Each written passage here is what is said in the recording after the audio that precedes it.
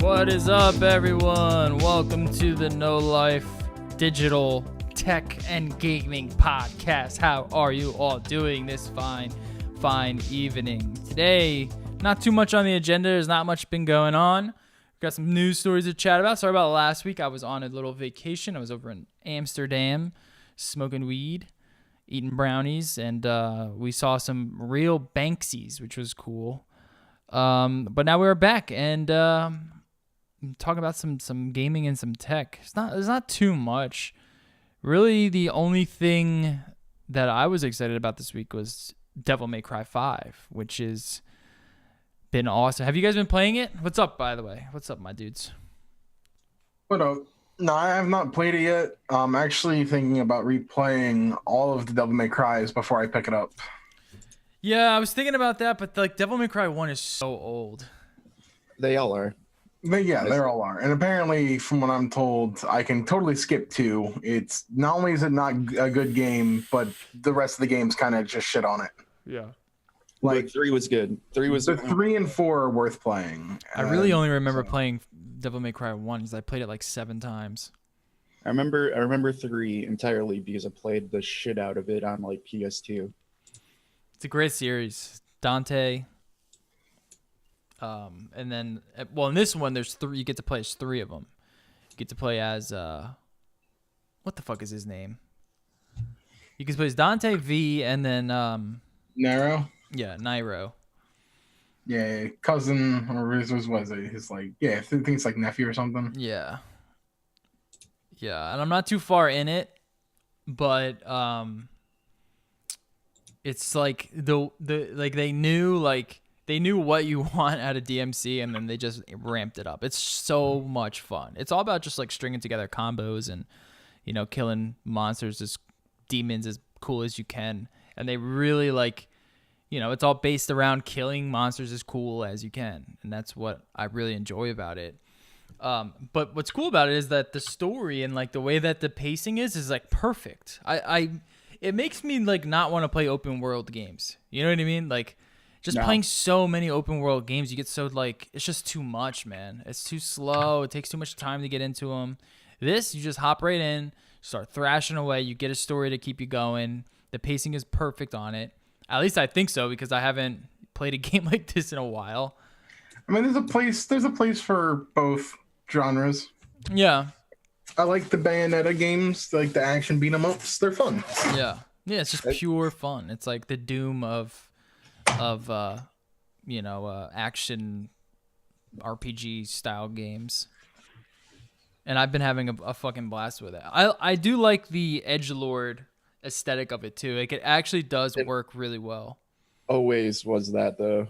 Yeah, the most edgelord of edgelords. I would say like the first one was a little bit more like Japanese styled. You know what I mean? It felt a little bit more like, I don't know.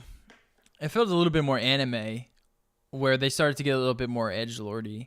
Where this one, it's like the way that they do edgelord in DMC, I think, is way better than how they do it with like Final Fantasy 15. You know what I mean? It just fits it way better, and like the acting is way better.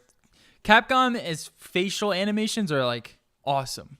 Like these cutscenes that were in Resident Evil and now with Devil May Cry 5, they've just been really cool to watch, and they do so good with like expressing emotion through the facial animations. It doesn't look cheesy. It's done really well.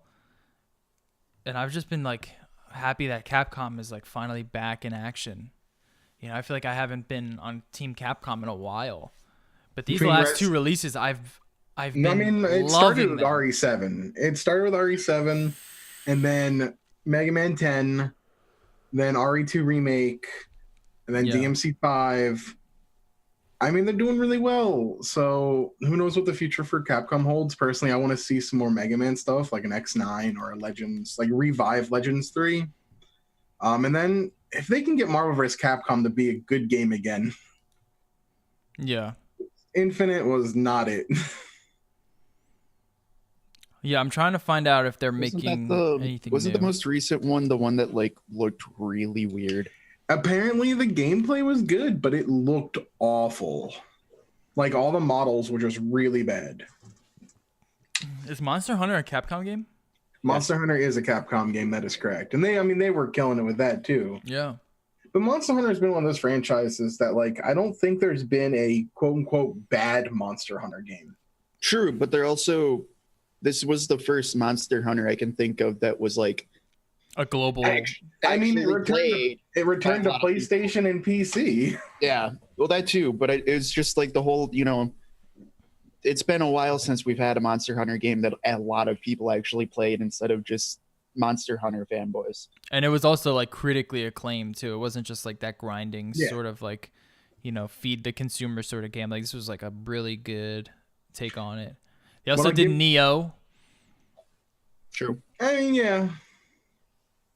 Are they doing the stupid I think they did Neo. samurai one that I really want to play, and that's the entire reason I bought a PS4? Sekiro: Shadows Die Twice. That's coming out No. next week or this week? Ghost of Tsushima. Yeah, the Tsushima thing. No, that's not Capcom. I don't think so. Okay. Who is making Ghost of Tsushima? How do you spell that? With a T. Ghost of Sushi. That's by Sucker Punch.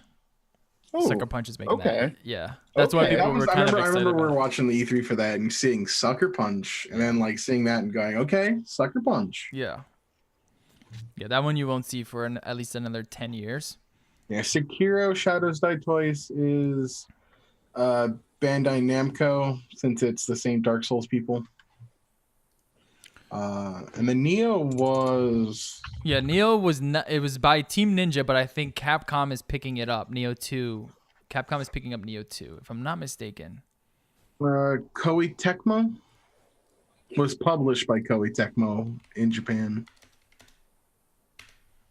It was developed by Team Ninja. I don't know if Neo 2... I haven't heard any news on Neo 2.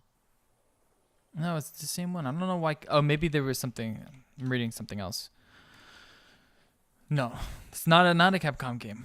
But I mean, they've had a monstrous run these past couple of years, man. And like recently with DMC5, Resident Evil 2 remake, Resident Evil 7.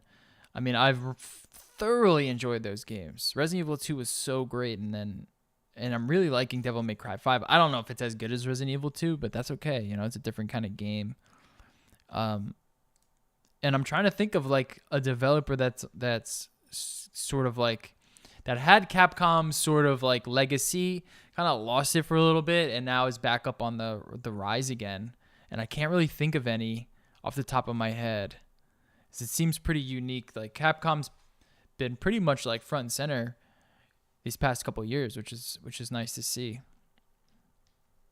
And I remember a couple of weeks ago we were talking about like my favorite Japanese developer being like Platinum, but Capcom is now up there, dude. I really enjoy these Platinum games, but there's like that Platinum style, and like when you go from Resident Evil 2 to Devil May Cry, it's like two complete different games, and then Monster Hunter, and then you have like the fighting games. It's been pretty cool.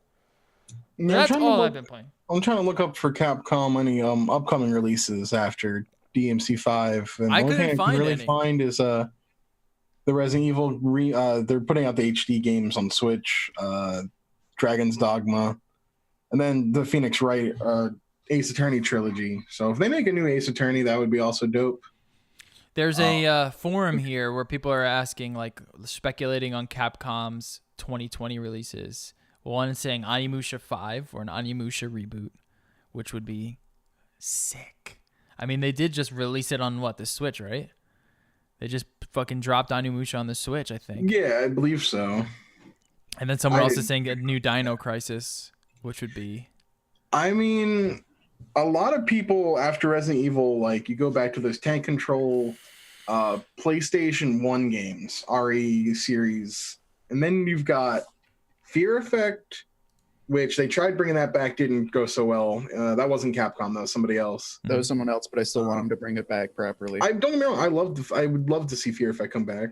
There was Silent Hill, which Konami is never going to do anything with Silent Hill ever again. And then you have Dino Crisis. Dino Crisis was super good. Yeah, Dino Crisis is awesome. Imagine Dino Crisis remake running in the RE7, RE2 remake engine. But was it as good as Time Crisis? No. I mean, they're Time Crisis was an arcade game. Still Trust the best me, arcade game of all time. I pumped more dollars than you want to know about into Time Crisis 3. I'll never forget. I'm not gonna lie. I spent $10 on Time Crisis for like 2 weeks ago. I never forget that when I bought my first like Time Crisis gun for the PlayStation. Do you remember that when they came out with Time Crisis? It might have been PS2. I forget which console it was, but it came with a fucking gun, dude, and it actually like cocked back and shit. It's fucking awesome, man. Time Crisis. And I totally forgot about Fear Effect. Oh my god, Fear Effect. Oh, Fear Effect is Eidos. Eidos Interactive. Did you know that? Nope. Fear Effect.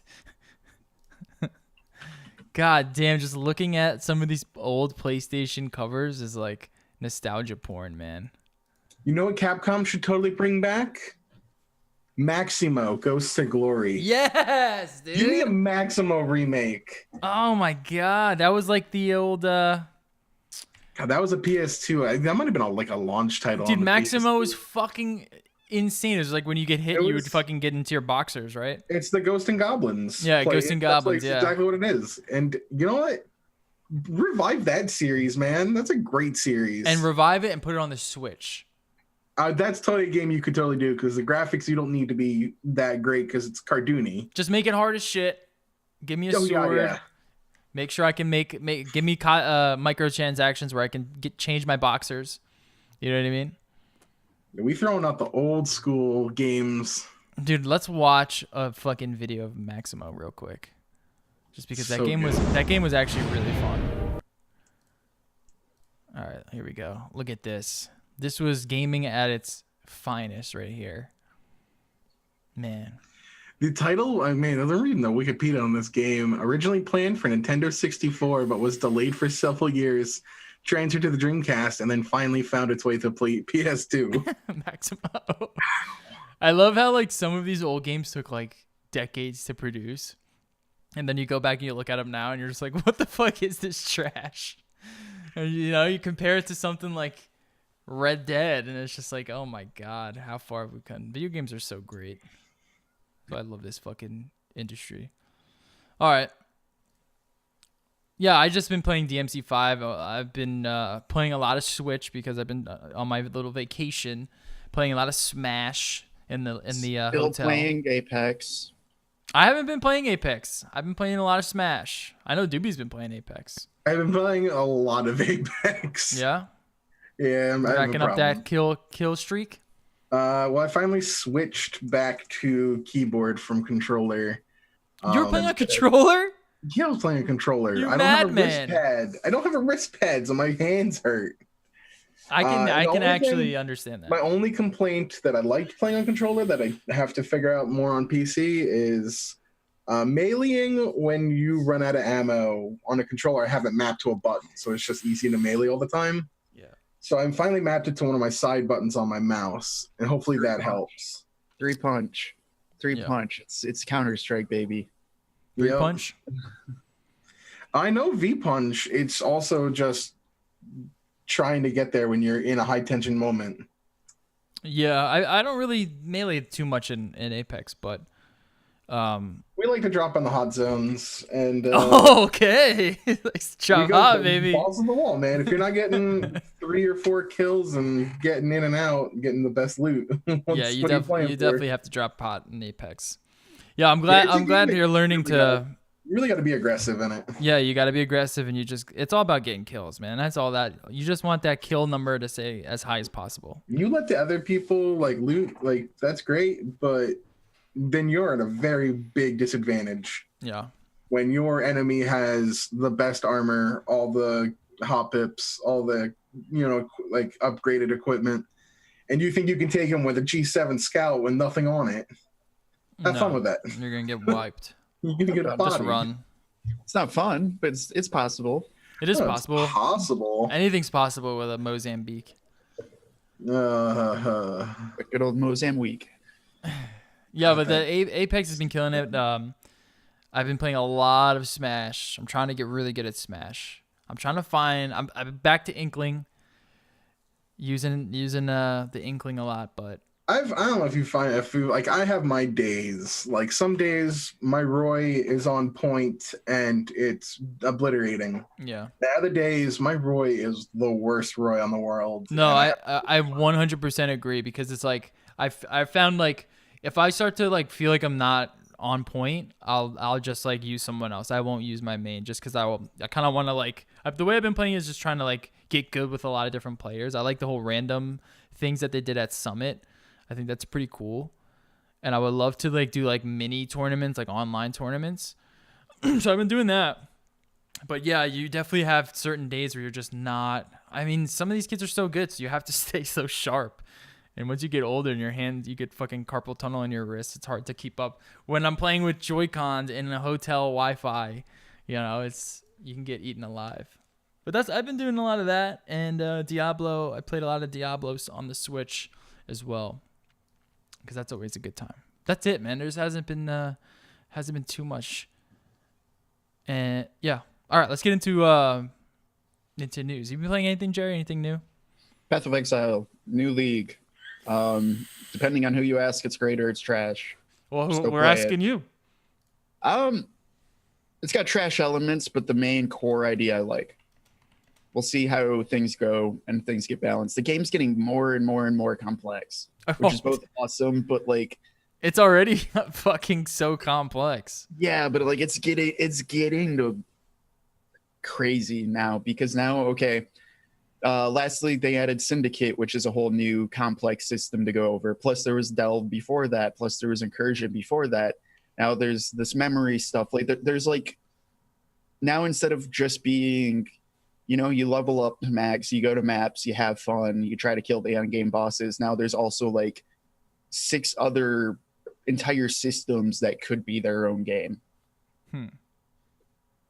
Which is cool, but also like kind of crazy. Yeah, they kind of need that though, because that player base is like, they're so hardcore. It's hardcore, but it keeps growing and it's ravenous. So a lot of people aren't happy with how difficult some elements of this league are. Yeah, I mean, it's like you got to be pretty hardcore to continue in it. And like they have to cater to the hardcore fan base. They can't cater to the newbie because the game's already hardcore. So you have to just keep pushing it. But it's good to know that is it a free expansion? Yeah, it's always free. Yeah. That's cool. So a completely free game. Expansions are always free. All of the money is made off of cosmetics and stash tabs. That's the thing where people could say it and have a realistic opportunity of like, it is pay to win. Still not really pay to win because it's still mostly solo play. But it's extra premium stash tabs really help with hoarding and trading. Yeah. Yeah, but you only need to buy them once, right? Yeah. Yeah. And like they go on sale all the time. You can be like completely set for forever for like $20. So yeah, and they're not consumables. Game. Yeah, that's not too bad.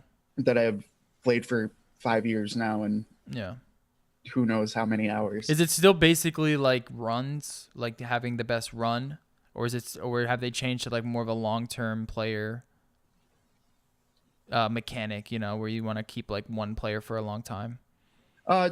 It's still league system, so like leagues come out every 3 months. That's where the new mechanics come out, and like once that league's done, your characters go to standard, or if you die in hardcore, they go to standard. So it is still more like, no, you're trying to get a character through it pretty quick. Yeah. But like that's also fair because in this new league, they did drop like 40 new skills. Mm-hmm. Or in changes, so like there's a lot to do. So I'm totally fine with like, cool, I want to get this character to this point, and then let's go on to the next one. Yeah, that's what I really liked about it, is that it was like that sort of like run style play, because you can play with a friend and you can both just play a new character. You don't have to get him up to level 50 or level 60 and then make sure he gets all the right shit. It's just like let's see how far we can go with these builds that we've pre-planned. But it's been a while since I played Path of Exile. It's gotten, dude, the last thing I remember was like Corruption, and that was like 4 years ago.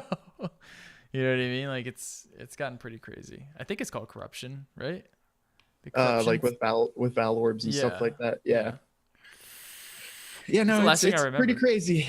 The current new mechanic is this memory thing where it's just this guy named Kavas, who like floats into your zones every zone or map, and you then get teleported to like a very small mini map, kind of incursion style, except it's constantly collapsing because the idea is you're going into his memory and trying to stabilize it because he can't remember shit. And then from there you gain these pieces to build this map memory chart out to go get specific other pieces. But it also, because of that, has some really crazy loot options, but they're kind of hard to get, because what that lets you do is in those weird memories, all of the items in the game have like an implicit base. And what that means is like, you know, this shield usually gives +4 movement speed, and like that will be on every version of that shield. The memory stuff makes it so there's a ton of really weird different implicits that all these items can get, and you can craft them together to make like really powerful, crazy implicit based stuff that you'll have all of your regular stats on top of. Right. That's so it's pretty interesting. Rad. Is the loot, or not the loot, the currency system still the same? Yeah.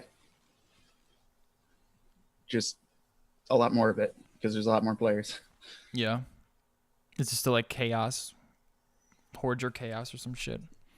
Yeah, chaos, exalts, etc. Yeah. It's a lot of fun. If you guys are into Diablo on steroids, check it out. I think I'll always recommend it. It's one game that's always on my computer. That Counter-Strike, it's like Path of Exile, Counter-Strike's always on my computer.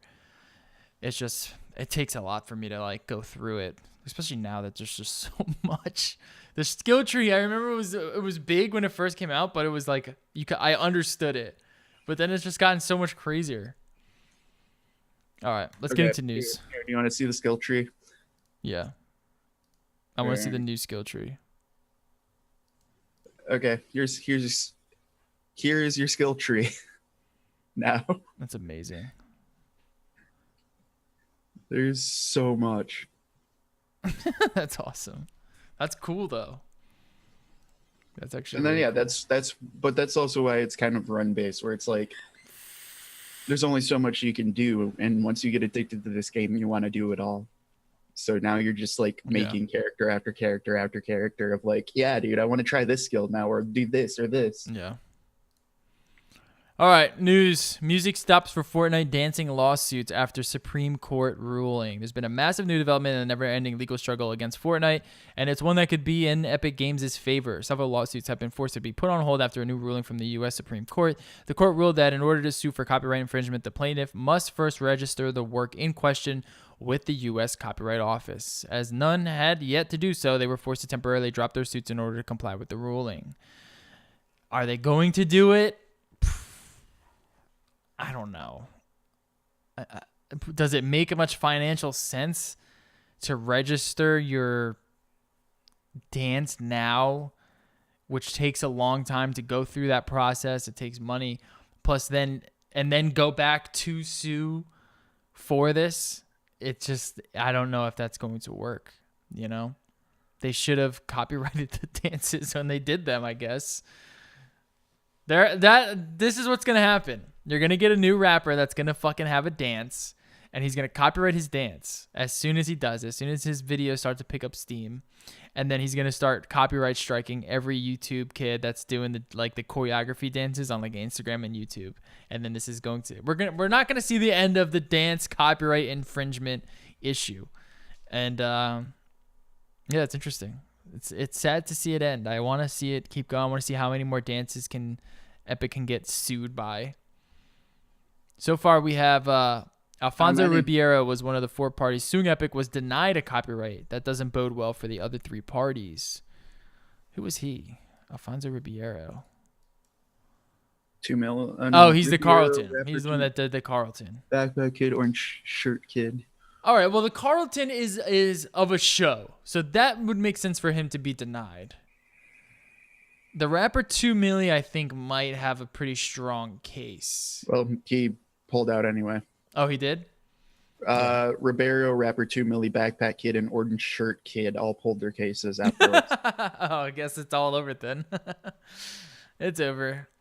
That's it. Wow, Epic really dodged the bullet there, I guess. It's a nice little PR for Epic. There's nothing other than PR, free PR for Epic Games and Fortnite. What's Fortnite doing on Twitch, by the way? Let's see what the numbers are. I'm curious. It was okay still, but it's not. I think Apex overtook it. Yeah. Nope. Fortnite's number 1.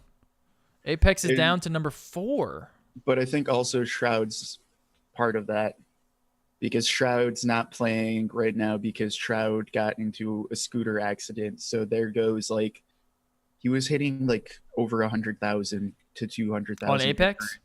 Yeah. Oh, really? Like he was doing insane on Apex. Yeah, I mean that would make sense. So it's right now it's Fortnite at 165, League of Legends at 151, Grand Theft Auto 4 at 114, and then Apex at 74,000. But it's also 7:30 on Tuesday night. I don't know what Twitch also, surges are, but GTA 5. Sorry, GTA 5. Yeah. Oh, it's because someone's playing it. Still doing. No, yeah, I guess it's just the because thing it's is you like have to look into one streamer, right? Right. It's like, oh no, this is now up to over 100,000 because Summit's playing it with 50,000 viewers. Yeah, that makes sense. It's kind of that's kind of misleading then, you know. Right. That's why you gotta kind of like get an average and check it more often. Yeah. Apex Legends Battle Pass and Octane leaks. Apex Legends is about to get bigger and better. While EA and Respawn haven't officially commented on it, some Origin users have noticed the Apex Legends page got a bit of an update. Now mentions the Battle Pass and a new character, both of which have been teased heavily. Not only does it give an indication that the Battle Pass is coming very soon, that it noted it'll cost 950 Apex coins, around $10 US. In addition, it confirmed the existence of Octane, the newest legend to join the roster. Do we know what Octane is supposed to be? So there's been Sounds like a motorcycle. either sort of. data mines or quote unquote leaks. There was a picture I saw, but I mean pictures can be faked, of course. But the rumors that I've heard are his tactical is he regains HP while not being damaged. His ultimate gives him a 30% boost to speed for 6 seconds at the cost of... his passive is healing HP while not being damaged. His tactical is a 30% boost to speed for 6 seconds while taking 10% damage. So you lose 10% of your HP for a 30% speed boost for 6 seconds, which seems to be like a decent bit, as well as the fact that he's gaining HP while not taking damage. And then his ultimate is like a trampoline, like a bounce pad that you can bounce off of. So a little bit of Pathfinder in there, a little bit of kind of like what Bangalore has with the speed boost. In a game that's already a twitchy shooter, I would like to see that. That would be really interesting to see how that speed would work. A little stim pack. You get a little stim pack. Yeah, I mean, it depends on how fast he's healing HP when not being damaged. That's like the big thing I want to see. Is it like 1% every 10 seconds? Is it 10% every minute? It's got to be pretty that's low. Gonna be interesting. Yeah, I got to imagine it being pretty low. I would imagine low, and I would imagine it will be definitely tweaked on the next patch after. Because it'll not stay the same. So season 1. Yeah, might as well keep it low and then raise it as needed. But then again, health doesn't. I mean, if you don't have a shield, like your health sucks anyway. Man. You know unless what I mean? it's energy ammo, in which case your shields are gone. So they could make it like 5, maybe like 2% every 10 seconds or something, and that could be pretty good. Like if it seems fast, because you could still wipe out health no matter what. It's really about the shield. So that could be especially since he's not healing when taking damage, of course. Right. So it could be pretty cool. Interesting. Are you gonna buy the battle pass? You're gonna give EA money for a fucking season it depends pass? on what's in it. If it's worth the money, it's gonna be nothing that's worth it. No, no, I'm not. It's EA. It's nothing that's worth it. It's gonna be Then exactly no. like Fortnite. You can earn skins. Oh, You can already earn skins. nothing. It'll be nothing. Earning is fine. Paying for is a different story. What if it's like you have access to their was- next map quicker than everyone? Ooh, that might be worth it. yeah. Like that's always been my problem with the Fortnite one, where it's like, okay, you buy a Fortnite battle pass for the opportunity to earn skins. Yeah, so that's dumb. You don't get skins by buying it. You still have to earn them. You just have the opportunity to earn them. Like, yeah, and they definitely like I think I'm like level 30 something, and I'm still halfway to like unlocking the second character. Yeah. They slow it down super hard. Yeah, once you buy one character, you have to pretty much buy the next one, man. I mean, it's crazy. Good for me that the next one's Caustic, who's probably not worth it right now, actually, to pay for it. I don't know. I've seen some pretty good Caustic players. It's all just who you play. If you don't play Caustic, then there's no reason to buy I've been Bloodhound like nonstop. Yeah. well, that's my issue with them so far. Is like Caustic and Mirage both suck. Mirage is okay, but I think he's like, I don't agree with the marking that he's like an offensive unit, because he's a extremely defensive unit. When you get bamboozled by Mirage, it's the most frustrating fucking thing ever. Yeah, like his ultimate. Just because you know someone's like, I fucking bamboozled you. Yeah, because he's got the marking on his thing that like next to Bangalore, where it's like offensive unit. And Bangalore, yes, is an offensive unit, but I would argue that No, he's more defensive. Mirage is almost as defensive as Gibraltar. Yeah. And if you have a good team, they're all fucking awesome. Like, there's a lot. It's pretty balanced. I'd say the worst one is probably Gibraltar. He's probably the worst one. Yeah, I want to see Mirage's ultimate changed. I feel like not being able to act when you use it. Oh, we found I out think if you it's stand trash. on a rock, and then you use the ultimate, his things actually run. Did you know that?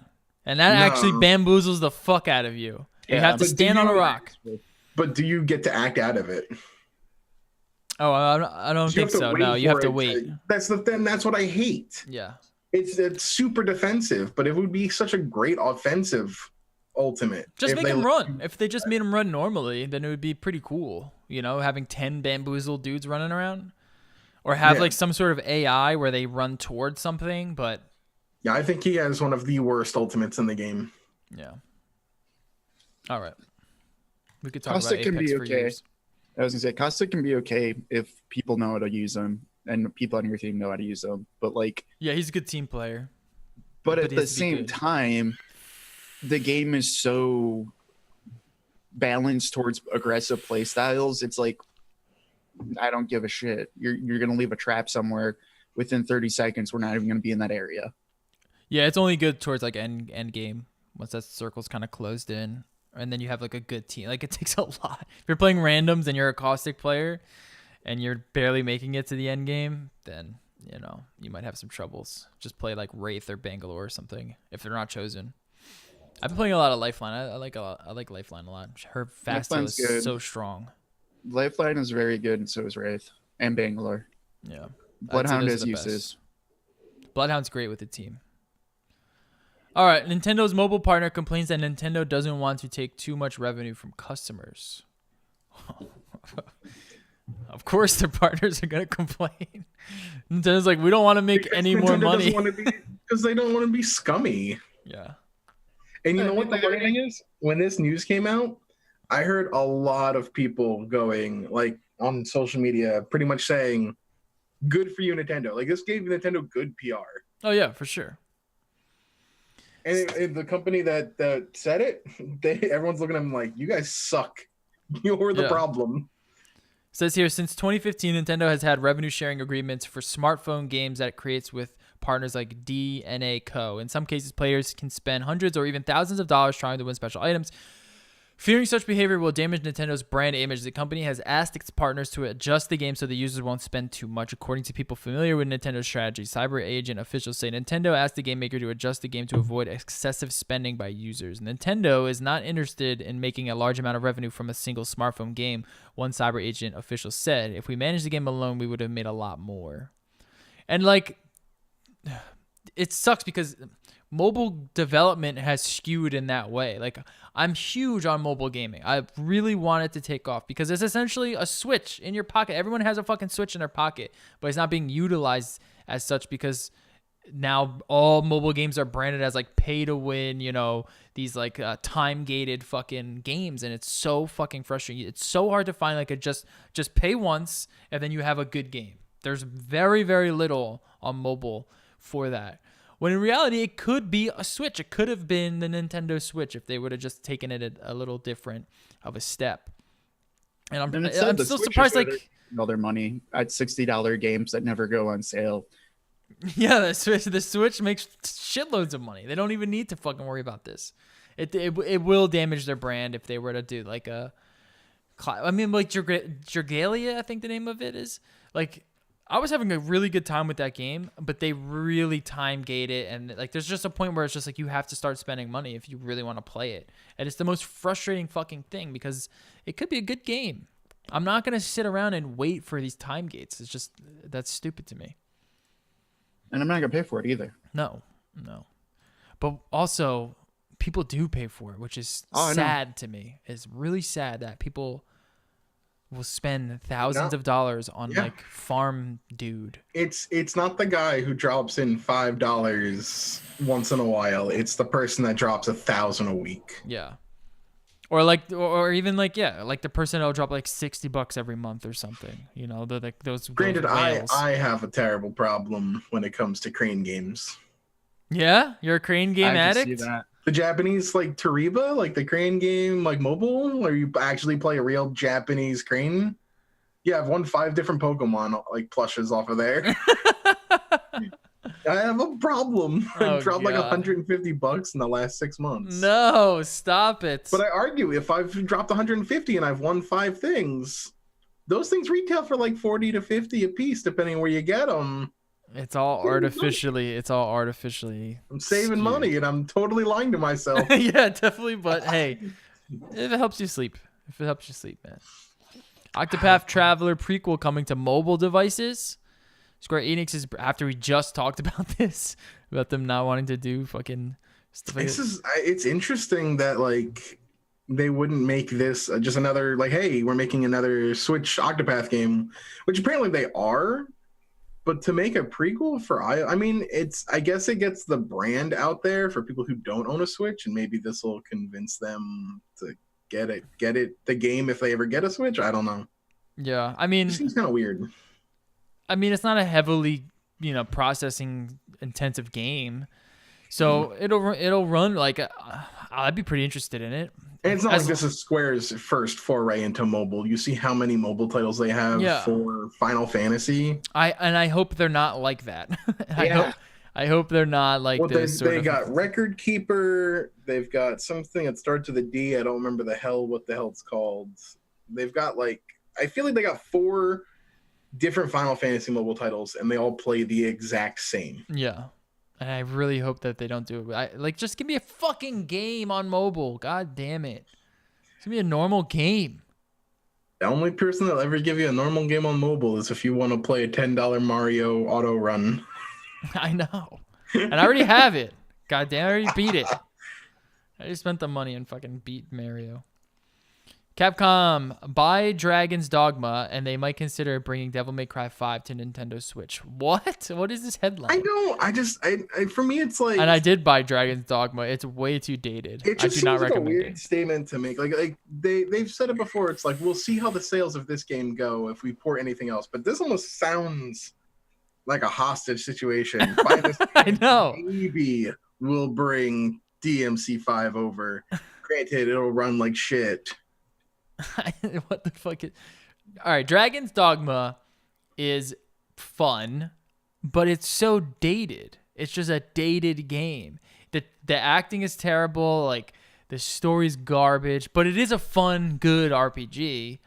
But it's not for them to say go buy this old ass game and maybe we'll bring this awesome new game. Yeah, not we'll bring it, but maybe we'll bring it. Maybe. When they're probably not. It doesn't have anything to do with it either, I know. Capcom and Switch has been a very weird relationship so far.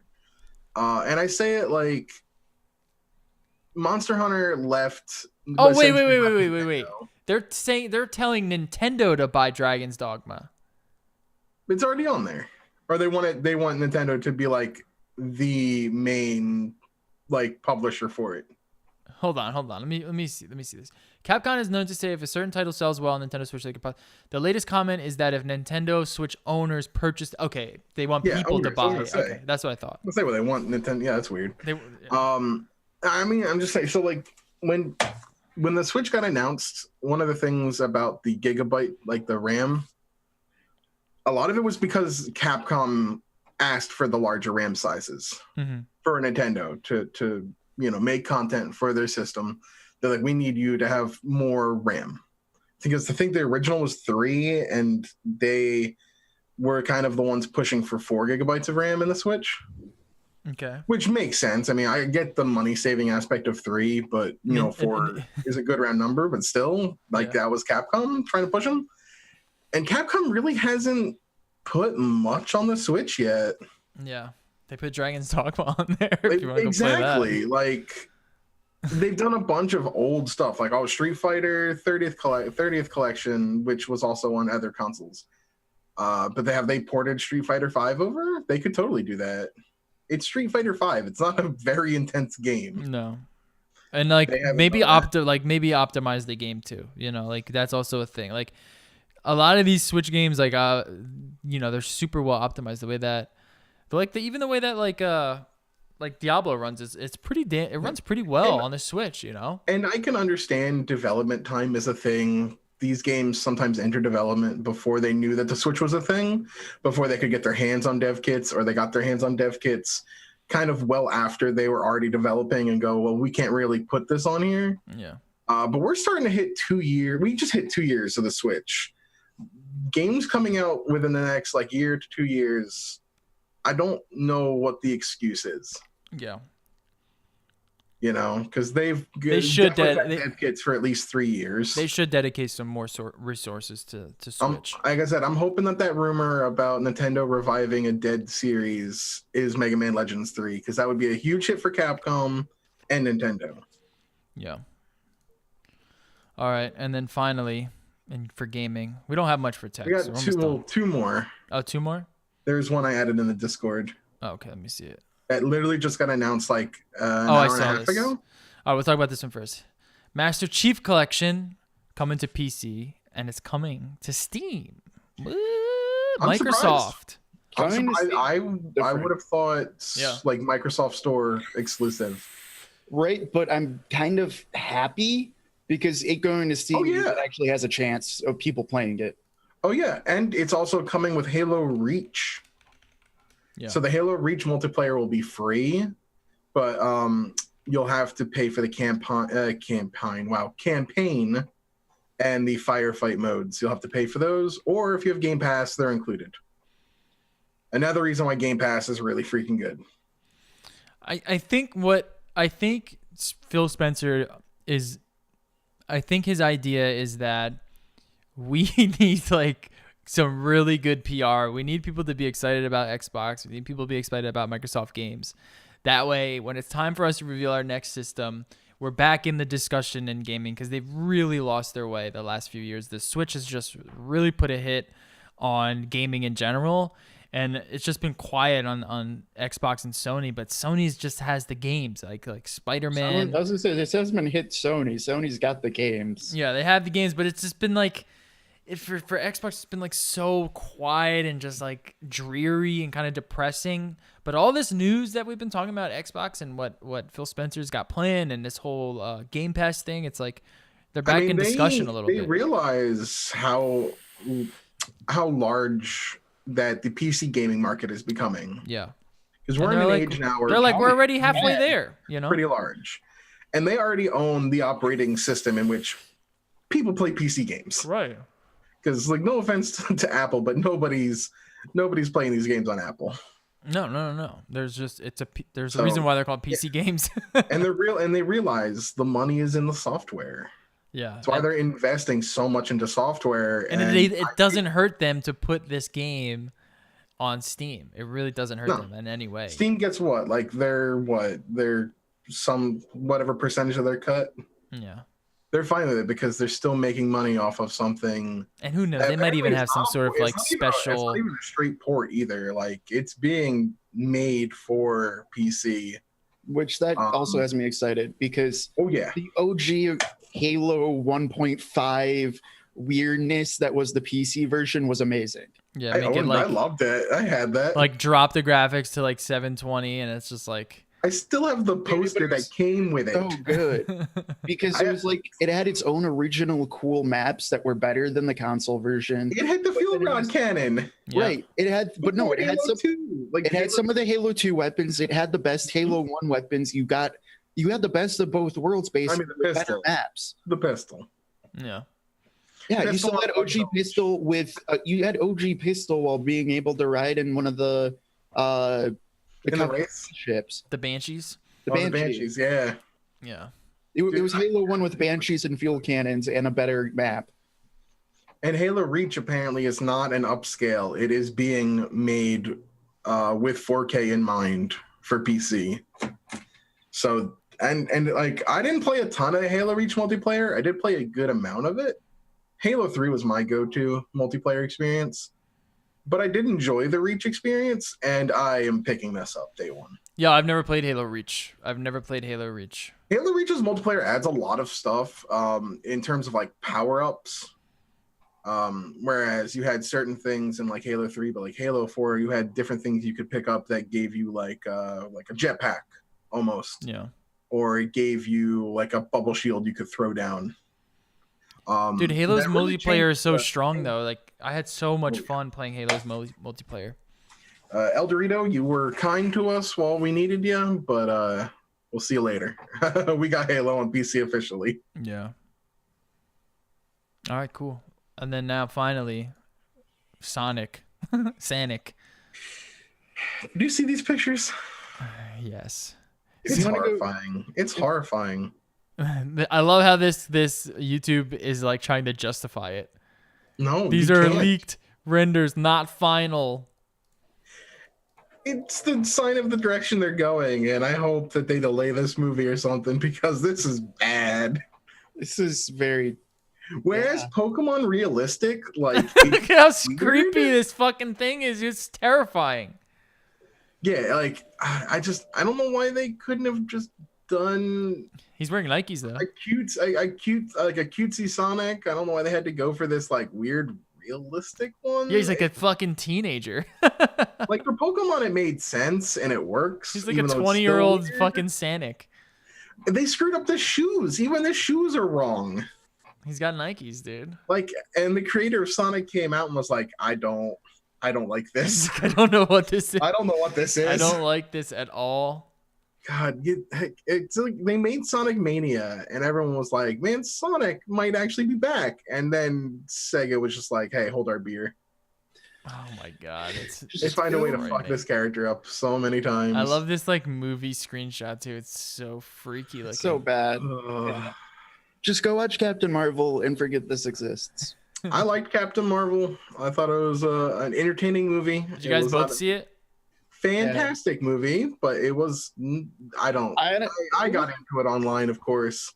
It wasn't fantastic, but it was one of my honestly for me, I actually liked it more than most Marvel movies. And that's a personal opinion of just I guess to get into superheroes, I needed genocidal space war. That gets me hyped. It was a bit, generic in the terms of its an origin story, and we've seen a ton of them. Wait, it's an origin story with genocide in space? No, like the entire origin story is like it had some of the best. An alien race versus another alien race, and like Earth is just a subplot.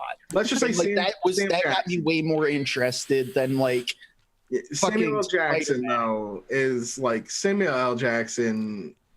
Just having him in more like because his like screen time in these movies is pretty low, with the exception of like the second Captain America movie. But he was a main character. He was the best. I would say he was like one of the best characters, if not the best character in this movie. Yeah, and I saw a video of how they made him look young. That's fucking insane. It really looks like a young Samuel. And there's a ton of like really good throwbacks and references and Easter eggs. Stanley cameo in itself references his very first cameo in Mallrats, which is super cool. Because that was the original Stanley cameo. It wasn't even in a Marvel movie. It was in Mallrats. Yeah. No, that was cool. Like I said, I saw Kevin and Brie Smith Larson, like crying about it. I think she was fantastic. People said she was outacted or whatever. I don't agree. I thought her acting was fine.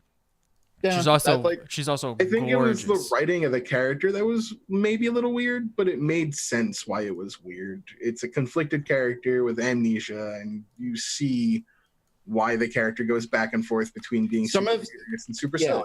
Some of the writing of the plot, I think, could have been done a lot better. I do agree. Yeah, there was definitely some stuff in the plot that was kind of like, eh. Yeah, like I don't want to like spoilers or anything, but like the middle part of the movie was just kind of like, really. It was a little like outside of the action parts. There was a little bit of I wouldn't say it was horribly paced, but the pacing could have been improved. Yeah, but it was like I said, bad. I'm interested in more. I want to see more of them, more than most other Marvel movies, and that's just because, like, literally, I don't know, like the setting of it and the theme of it is a lot more intriguing to me than just Superman. Like, the 90s nostalgia was fantastic. Yeah, well, yeah, but it's also, I don't know, to me, it was almost like a weird Star Trek like movie. Superhero movies. She rocks. Well, that's why I think that worked better. Of the movie, and I'm fine with that because I love Nine Inch Nails. Yeah, but like I think that's why I liked it more. Was it didn't feel like Marvel superhero movie. Like we're saving the world. Like the fucking Earth had nothing to do with it. They excel when it's a personal story. You can only do we're saving the world so many times before it gets kind of boring. It's the movies like Ant-Man. That's why I like the Netflix. They're very personal. Stuff. They're very down. Yeah. They're very small. They're rooted in a little bit more of reality, sort of. Yeah, that's why Spider-Man is so fantastic. The first one, he wasn't fighting to save Earth. He was fighting to save his neighborhood. Yeah, I'm not like when it comes to like a lot of the superhero stuff, it's just like none of the Avengers really did it for me. I watched like one Iron Man. Because we got to protect the whole entire universe or world. But Brie Larson was good, huh? Yeah, and I mean the character is OP as fuck in the comics, so yeah. All right, let's go see it. Well, I enjoyed it. Like I was saying, just because for me it was mostly the setting and the plot. What made you go see it, Jerry? Girlfriend and parents were. Oh yeah, it was just like a date thing. Getting ready for Endgame in 2 months. I thought you were like, dude, I thought you were like, I can't wait to go see Captain Marvel. Nah, but I just happened to see it Sunday, and I was happy. Yeah, and like for me, it was just because a lot of it wasn't a superhero movie. Like it was, but like it wasn't a generic superhero movie. Yeah, and that is and I'll go on a small tangent about that, but like that's the thing I have problems with the DC movies. Besides being we need to protect the world stuff, they just don't seem to get the writing down pat. Yeah, Shazam looks to be like, and we're kind of creeping into tech right here, but and like entertainment, but Shazam looks to be like that movie that finally kind of gets the comedy that DC misses. But I thought the same thing right when Suicide Squad was coming out, and boy was I disappointed. Wait, Shazam with Shaquille O'Neal? Is that what you're talking about? No. Shazam. Oh, that's Kazam? Shazam is essentially Marvel. The other Captain Marvel. Yeah, he essentially is like the Captain Marvel. Dude, I'm not watching any movie named Shazam unless Shaquille O'Neal is in it. Who was the actor? He played Chuck on that NBC show. I can't remember his name, but he's actually funny. Is it Zachary Levin? I don't know. I will tell you in 1 second. Yes, Zachary Levi. Levi, that's it, not Levin. It looks funny. It looks good. And it looks like the most lighthearted DC movie. which it desperately freaking needs because we can only take Batman vs Superman so many times. Yeah, but is that like a theater movie, or is that like a fucking you wait till it hits Netflix and watch it? No, for me, free? it's a theater movie. I like those. Like, I loved Guardians of the Galaxy. Like those, like the comic book movies when they're done right are really good. Okay. So I'd rather have a Kazam remake. But I wouldn't blame anybody because it's DC if they just wait till cable. Because DC. I'm gonna be honest, I haven't been to the movies in quite a long time. Don't go see the new Hellboy. That thing looks like trash. I saw the first one.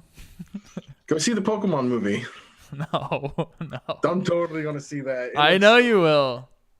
I need to see it just to form an opinion. I don't know how I feel about it. Well, we need someone to review it for us, so I will review it. We will designate you to do that job. All right, we have 2 tech stories.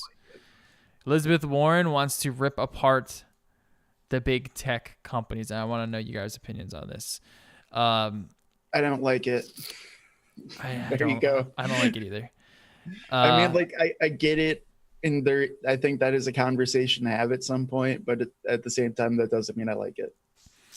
Yeah, all right. So this is like the Massachusetts Democrat who's empowering her presidential campaign with a bold proposal to break up the likes of Amazon, Google, and Facebook in September accepted a $2,700 contribution from Sheryl Sandberg, Facebook's chief operating officer. But Sandberg, whose donation went unnoticed at the time, was just the biggest name from Silicon Valley to give to the senator. Warren took at least $90,000 from employees of Amazon, Google, and Facebook alone between 2011 and 2018. The figure includes only donors. Oh, wait a second. This is not the right article, but this is interesting as well. Looks like she's taking money from these companies that she wants to break up. But essentially, I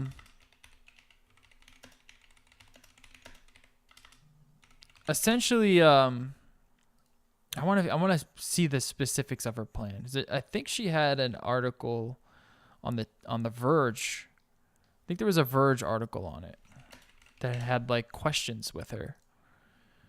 Yes. So you announced a pretty bold policy proposal yesterday to break up 3 of the biggest companies in the world. You listed Amazon, Google, and Facebook, and you said you wanted to break them up because they make over $25 billion a year in global revenue, and they run markets in which they also participate. So her main criticism is that they're running the markets that they participate in, and then The Verge brings up like, why didn't you mention Apple in this? And she says, I just no specific reason. Apple is in there as well. Apple runs the App Store, but that they also sell apps in, and I think that's too monopolistic, and that's her biggest criticism, is that they ultimately have some sort of monopoly, which I'm sure there's a debate there to be had. I mean, there is. I mean, for all of them. Yeah, like, but do you find it where it needs to be, because it is their platform, and I understand that they are huge conglomerates, and there is really no competition with them, but that's just because there doesn't really need to be right now. You know what I mean? Like there just isn't. I would disagree with that. I think there's always need for more competition. Well, there's always a need for more competition, but especially in fucking tech. But we have it, and it's just no one uses it. You know what I mean? Like there's other social media networks out there. There's other searches out there. There are other things. Just no one really wants to use it. True. I'm not disagreeing with those. I just mean like from a base idea. I think I always think there's needs to be more competition than just Apple and PC. Yeah, they're or just always Google, or just Android and iOS. It's just AMD versus Intel. It's just AMD versus Nvidia. Yeah. Like all of those. Yeah, I'd love a third party.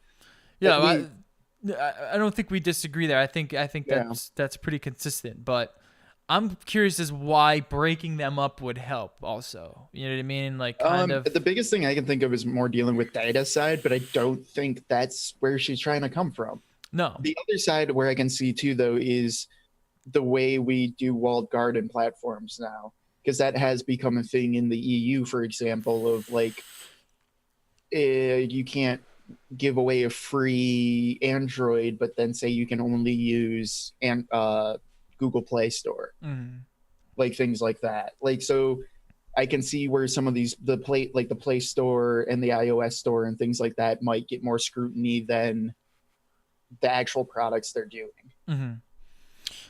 Yeah, I'm curious to know what her plan, like how she would actually go about trying to break these companies up, because you don't want to scare them either. Like you don't want them to leave, essentially. Not like they would, but you want to also enable them and allow them to work with a lot of these smaller companies to build together. So that's ultimately how you get better things. So I'm kind of curious, is this maybe she's just using buzzwords and she's just trying to, I mean, obviously it seems like it is because she's taking money from them. Yeah, like it's one of those, like, I think down the line there could, like, it is a talking point. It's a talking point that should probably, there is some clout to, I'll put it that way. But maybe she's not the most qualified person to be talking. I don't think any it. politician is, but yeah, it's a difficult question to answer. I mean, she might have better. I would say she would have better chances going after like a big data, breaking up the data plans and like the ISPs and the communication companies. Right, but at the same time, big data. Who do you think big data is? It's those three companies basically. Yeah. Yeah, but she could also go after like I said, like the communication companies and ISPs. No, yeah, I'd love that. But that's not going to happen. Yeah. That's why to me it seems more like a talking point. Everyone, I'm at Facebook, Google, Apple, and meanwhile. Amazon, we just run like 70% of all basically the internet. Yeah. Yeah. Like go Comcast block, and AT&T. Go block Amazon. Like if people are trying to have fun, go block Amazon from like all of you from your router. You will not be able to use the internet. Yeah, and like how do you even go about breaking up Amazon? How do you even start? Like, where do you even start? Do you just say you can't sell everything? You know what I mean? You can't sell everything. It just makes no sense. You can't. I don't think you'd have to go after Amazon for that, because I mean, Amazon does have a mostly legitimate competitor that's not on the same scale as Amazon. But I mean, like, look at Walmart. Yeah. Like that they're the biggest competitor. Yeah, but they're not just not just retail though. I'm saying like every aspect of Amazon. I mean, Walmart.com that competes heavily with Amazon's product selling service. Yeah. Like you can go to Walmart and still buy whatever the bleep you want. Yeah. Like online. So I think that part's, who cares, that like that isn't a full monopoly where but why not also regulate Walmart? You know what I mean? I don't know. Walmart's like, and then like just on Amazon, like it's not just retail though. It's just like they control so much. They have so much infrastructure. Retail's like a small side almost. Yeah. So like, where do you even go? Like you're gonna have to start saying you can't do this, and like you can't technically do that to specific companies. You're gonna have to bring a lawsuit to them, and unless you have like an actual well-designed plan, I could see it happening. But she's pretty smart. Right, but it's just one of those like, okay, I'd rather you or someone come out and be like, okay, here's an actual plan, an idea that we can have a conversation about, rather than just like, yep, I'm gonna take them out. Yeah, we're gonna break them up. It's like, but what? How? How are you gonna break them up? There's so many different ways you can do that. How are you gonna break them up? And all of them have very different consequences. That's what I'm interested in. Not that you want to break them up. Yeah, it's really interesting. But yeah, I think we're in agreement. It's kind of just seems like talking points. It's just, if she's running for president, so she's gonna have to start talking about something, and it does need to be had. It is a conversation that needs to be had. But I'm more interested in like privacy laws and data and how we're gonna deal with like ISP. How do you think, and how do those things interact with these ideas? Like that's my problem with it is just like, it's an interesting concept, but there's so many variables in that concept. I want to know what those are. Yeah. Otherwise it's a moot talking point to me. Yeah, agreed. And she's taking money from them anyway, so who knows? Who knows if she actually enacts with it? Not a lot of money. I will admit, this is about $90,000. That's a drop in a bucket, but they could be like, hey, here's a couple million if you just pick on Walmart for us. That would be an interesting development. Can you buy Elizabeth Warren? What is the number? Jeff Bezos has the checkbook to do so. So does Tim Apple. Tim Apple. Thank you very much, Tim Apple. Did you see he tried to justify it? Yeah. I was trying to save time by just saying Tim Apple. Because Tim Cook from Apple is such a difficult sentence and things to say. So I shortened Tim Cook from Apple to Tim Apple. Thank you very much, Tim Apple. Dude, me and Kate were dying when we heard that. We played it over and over Dude, again. Me and my friends made a Discord group. All of our names are either Tim Apple, Jeff Amazon, Sundar Google, like Bill Microsoft. Yeah. That's fucking great. Thank you very much, Elon Tesla. And that's one too. Yep. What USB 4 could mean for Apple products and Or everyone. yeah. And the Intel's Thunderbolt. All right. It'll be Thunderbolt 3. Intel is trying to standardize Thunderbolt 3, which is great.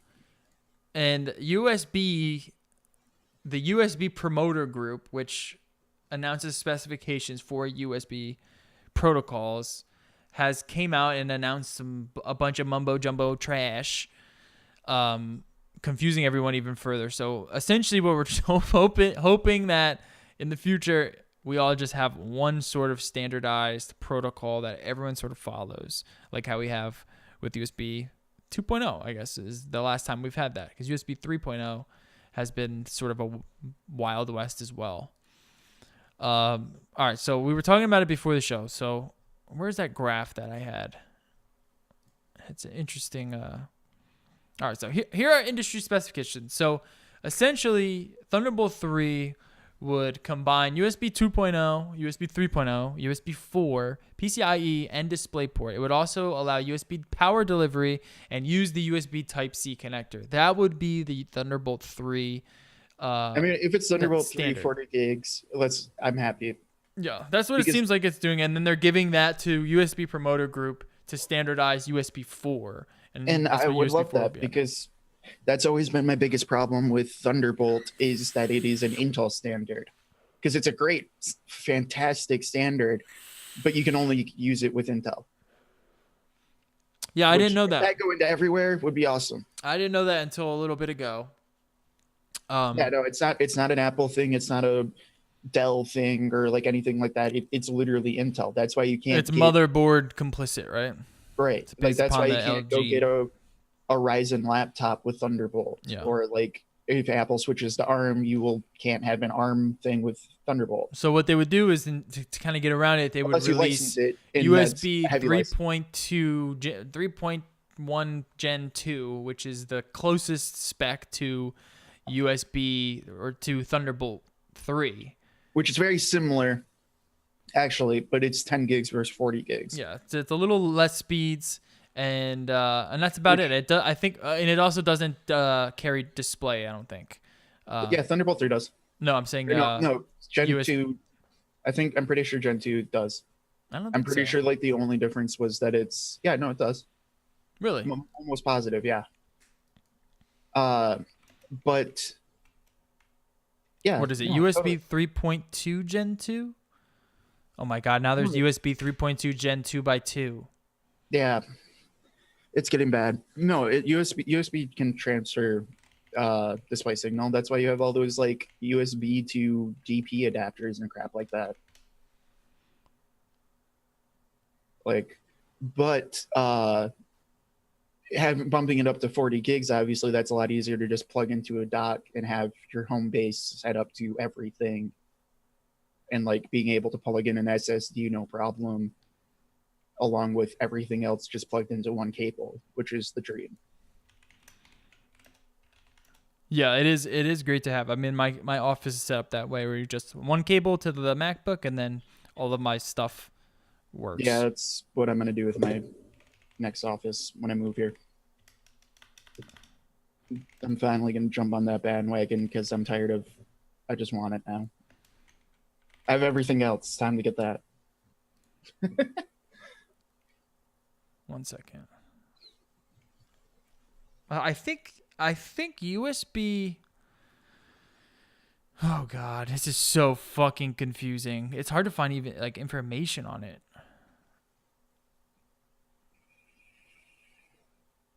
They make USB-C monitors. Yeah, but I think they're Thunderbolt 3 monitors. No, they're USB-C monitors from like Acer. You sure? Yeah. Pretty sure they're Thunderbolt 3 though. I could be wrong.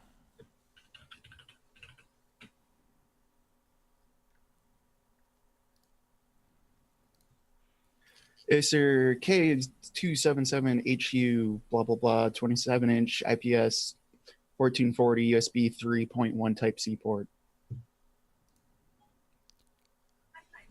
Shut up, Siri. Yeah, but can you plug from USB out? Can you plug it in like you would like a display port and display image? Yeah. They make USB-C monitors. That's been a thing for a while. I don't think so. The LG 34UM69GOB, the LG 27UK850, the HP NV34 Curve, the Asus Designo MX27UC.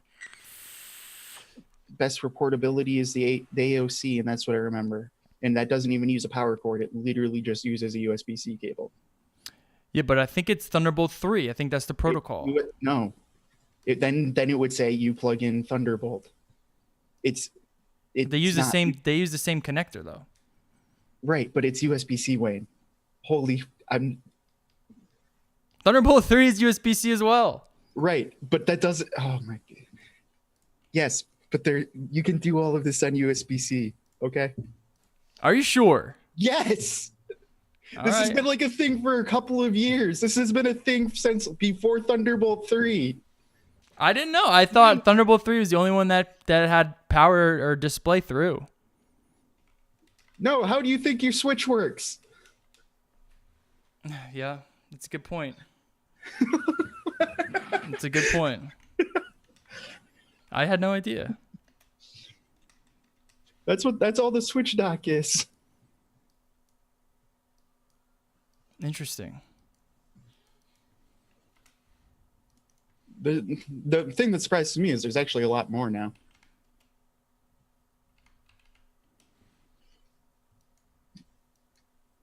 All right, so we have to figure out what USB 3.2 Gen 2x2 is. That's what we need to figure out. Because there's more protocols. That's what the new USB group announced. There's oh my God, CNET.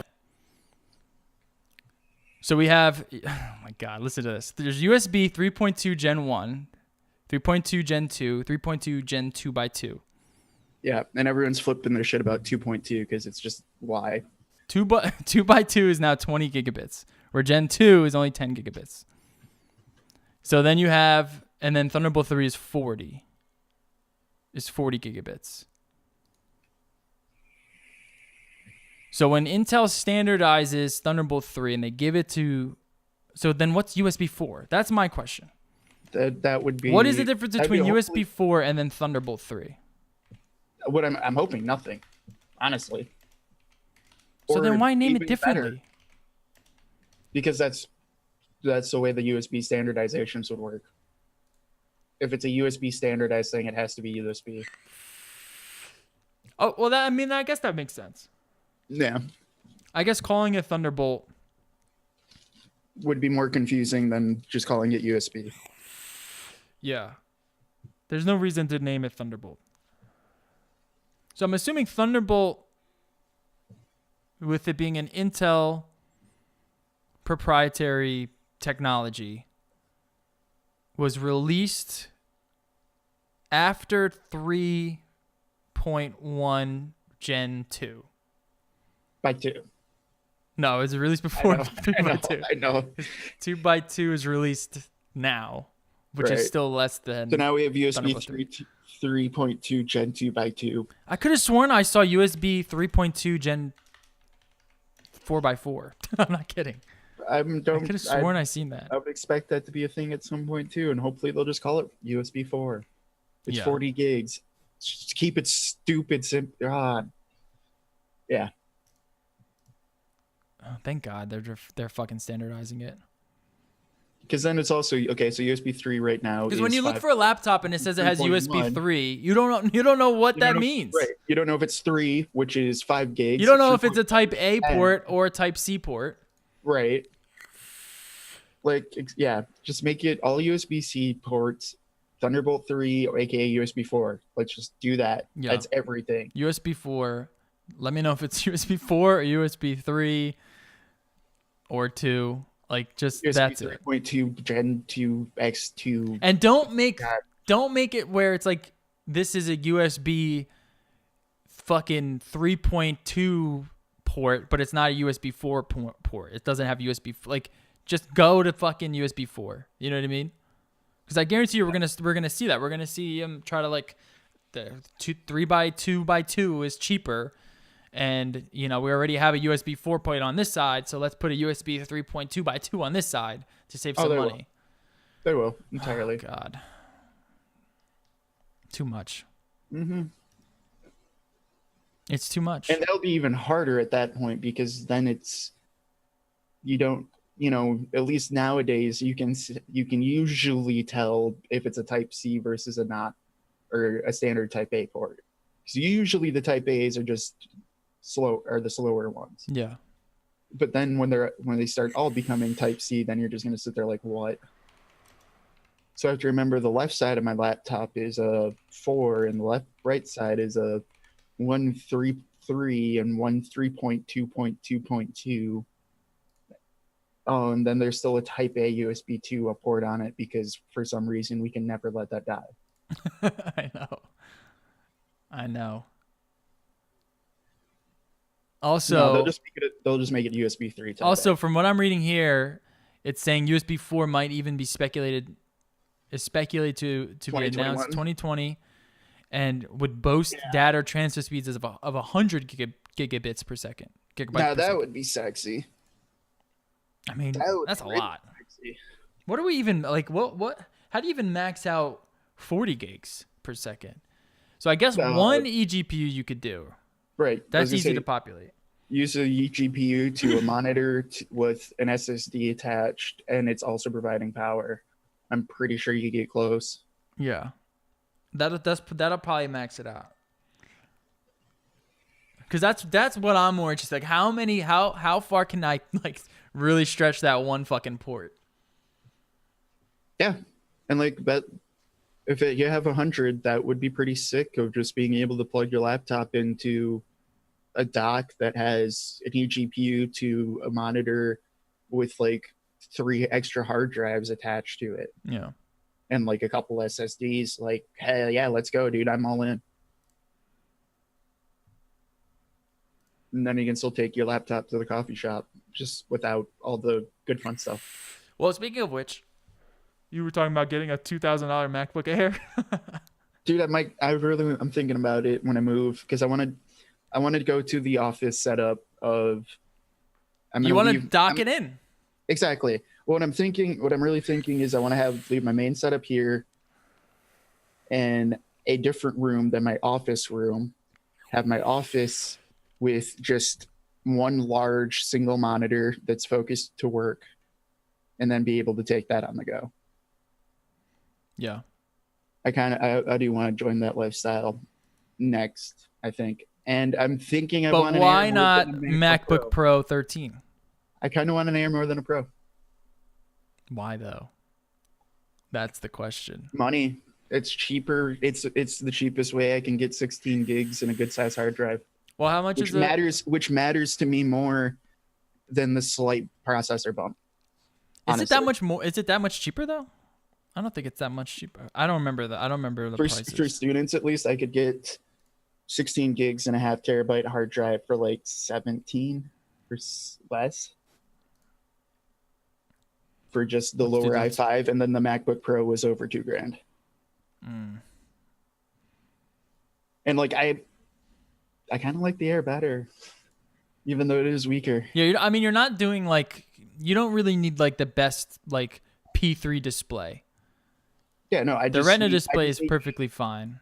I need good enough processor power, and it has more than good enough processor power that will last like 5 years. Yeah, that's all I care about.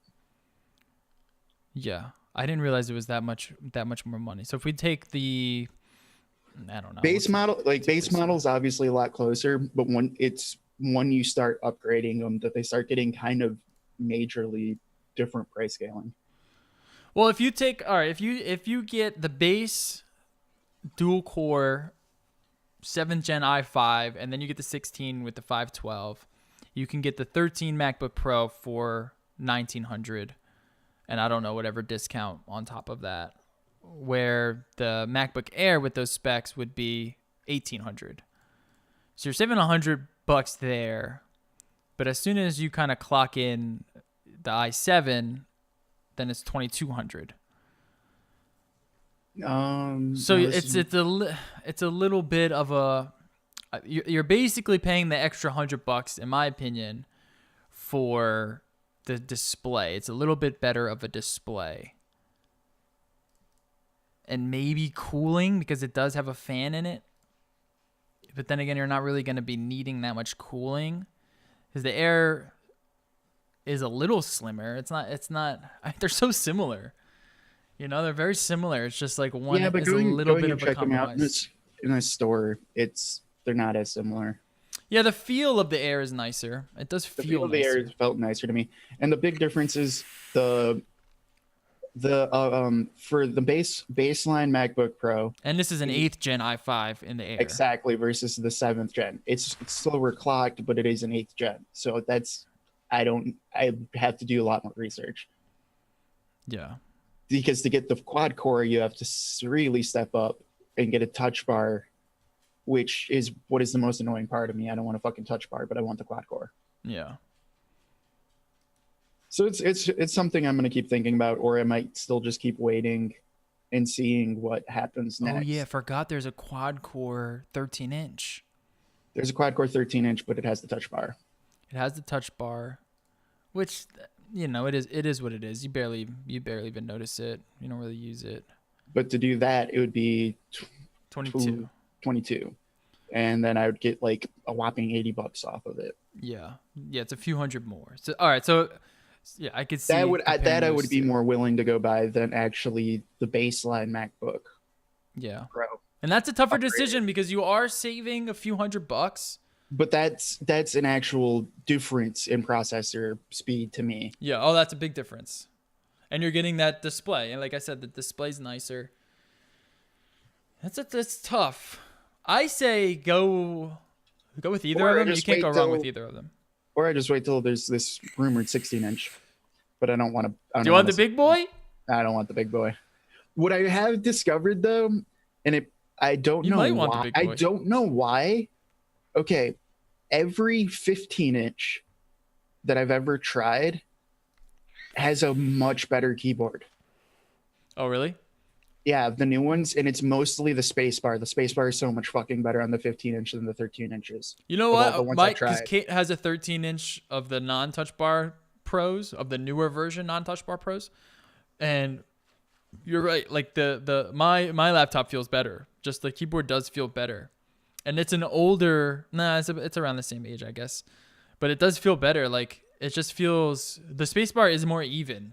You know, it doesn't like have that the wobble. space bar in the keyboard field is noticeably better, Yeah. at least that I've discovered, which sucks because I don't want a 15. I wonder if But because maybe it the has keyboard does two feel of better. the knobs, and maybe there's just one on the 13-inch. I don't know. Yeah, would I'm not make sure, but sense. I have noticed that like it is noticeably better to me, Yeah. which I think is interesting. That or I just buy a Mac Mini, but I'd rather not. No, I would recommend a laptop. Getting a MacBook, they're so nice, man, and it is a nice feeling thing. Like it's super nice to travel with. Like going to Amsterdam, you don't really have like my older what was it? It was like a fucking 15-inch Acer laptop. Like when I would bring it somewhere, it was like heavy and bigger, and it just took up more space. Like if you had to make a compromise, you're like, am I gonna bring this laptop to this place? But now it's just not even a question. You just toss the laptop in. It doesn't take up much space, much weight. And at the 13-inch level, it's just like such a perfect size. So yeah, you're gonna be happy either way. I think I would like to see you get the Air. That dock life is sick too, man.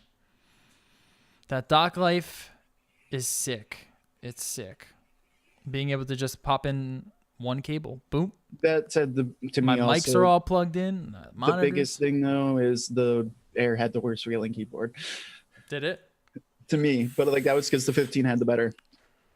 And that also is a display model. But yeah, that's true. But that what's even more impressive to me that like the 15-inch old display model, because I know that display model, I know, like the couple I've tried, I know they've been there for a lot longer and have never been replaced. Yeah.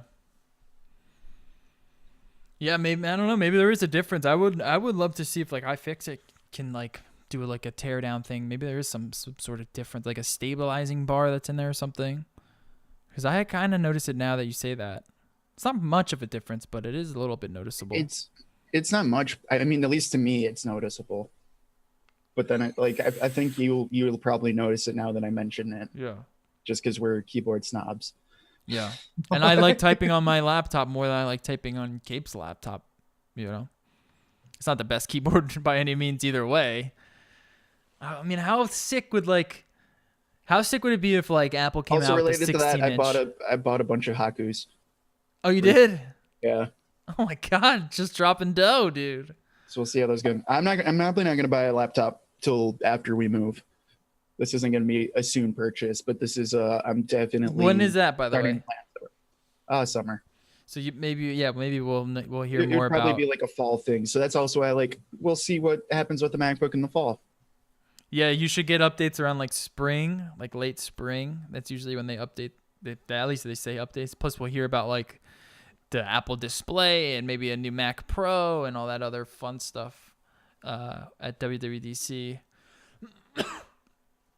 But how sick would it be like a 16-inch Mac with like a fully decked out dedicated GPU and like a mechanical low profile keyboard on it?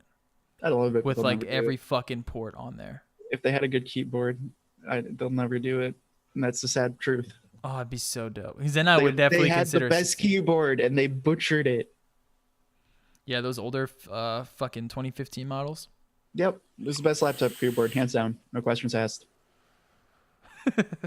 and they completely butchered it, in my opinion. I know you like it more, but it's not for me. Yeah, I do. I do like the clack, but I also love that keyboard as well, man. I love that keyboard compared to like any other laptop keyboard that I was using or that I've used. It's I don't know what they're thinking. It's Tim Apple, dude.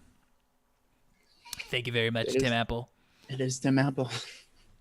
All right, let's close it up. Let's get out of here. I'm going to go play DMC5. Thank you all for listening. We will be back next week. I think there's some extra news coming next week as well, if I'm not mistaken. Quick notes, Firefox has a new file share, 2.5 gigs for free that you can send to people. Got to pimp Firefox. Really? Yeah. Oh, by the way, I've been using Microsoft Outlook. I switched to Microsoft Outlook. Have you used it? Yeah, I have to for my school. It's fucking... All right, this is my biggest pet peeve in the world. This is why I hate these ecosystems. On Windows, Outlook is a convoluted... I mean, it looks like old Microsoft Word or old Microsoft Excel, where there's big, giant fucking toolbars with all its icons on it. There's unnecessary... folder options. You cannot have a unified inbox for different multiple email accounts. But on Mac, Microsoft Outlook is fucking gorgeous. There's a unified inbox. Everything is slimmed down. Everything has a place. The UI is completely different. And on iOS, Microsoft Outlook is wonderful. In fact, it's so wonderful that the Watch app actually uses Apple's new Watch OS or WebOS on the watch. So you can actually open emails on the watch, which is the reason why I switched over, because I was getting emails on Spark email, but they don't use Apple's WebOS on the watch. So it wouldn't open. It would just say open your iPhone to view the rest of this email.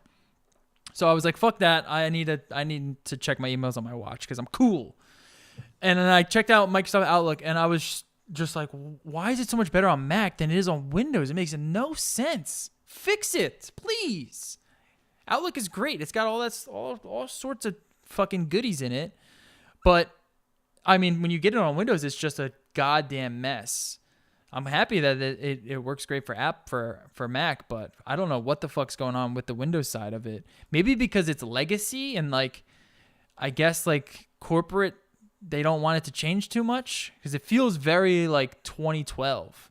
Very interesting on how different they are it's just in terms of feel and in terms of features. Like, why is there no unified inbox on the Windows version? Like, if you have multiple email accounts, you want them all to go to one inbox.